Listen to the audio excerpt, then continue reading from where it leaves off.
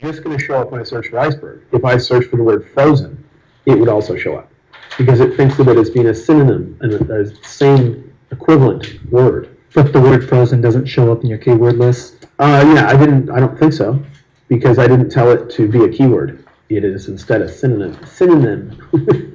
So I set this up for a bunch of different things. Also, I think of having what you might call parent and child keywords, because you can do that. You can drag one, I think, on top of the other to make it a child. Here's an example of one of those.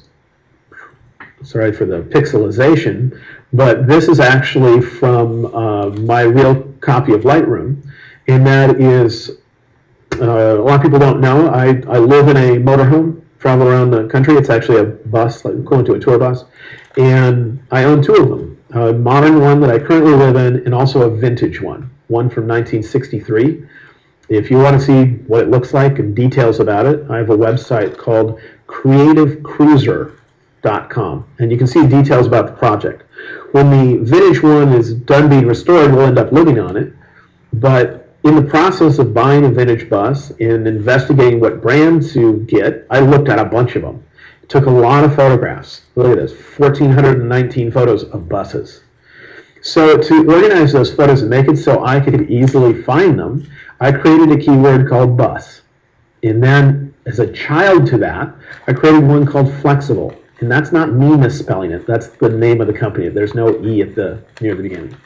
Then flexible makes three kinds of buses: a clipper, a starliner, and a visicoach. So then I can tag those.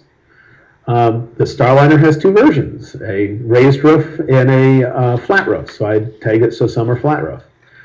And there's a company called Custom Coach, which converted some of them into RVs, so I put that in there.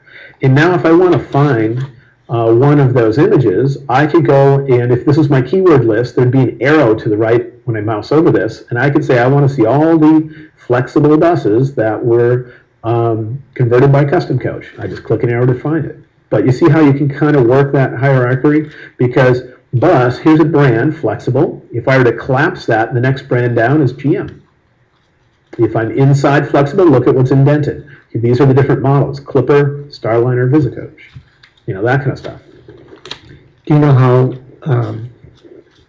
other software that handles keywords, do they handle the same kind of hierarchical keywording? I only use keywords in Lightroom and in Bridge, which is, you know, both Adobe products, and so they work similarly. In fact, those images were originally tagged within Bridge, which comes with Photoshop, because I don't always ingest every picture into Lightroom. Let's say it's a picture I just got off the internet of a bus that was on eBay or something. I'm not going to have that in my Lightroom catalog necessarily, but I'll browse it in Bridge, and I might tag it as a keyword there. If I tag it with a keyword in Bridge, and later on I bring it in here into Lightroom, it's going to read in that keyword, and it's going to be in that list afterwards. So Ben, we just have about 3 minutes till we need to go to break. So okay.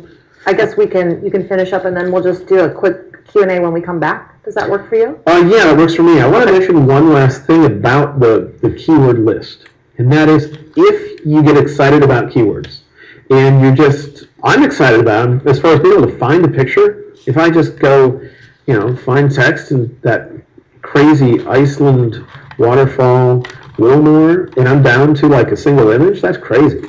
You just need to apply them.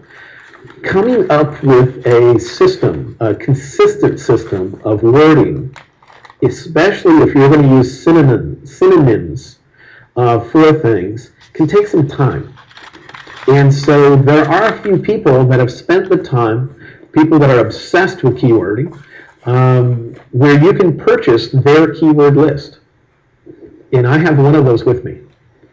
So if I go to the metadata menu, I can choose import keywords, and I think I have it on my desktop. Let me close that up. Yeah, there's a company by the name of D65. The guy who runs it is called Seth Resnick, and he has this file. It's only 82K. But if I choose that and open it up, it's going to populate my keyword list with a gazillion keywords. And they're all organized. So I can say, okay, what I need to tag right now is an animal. So I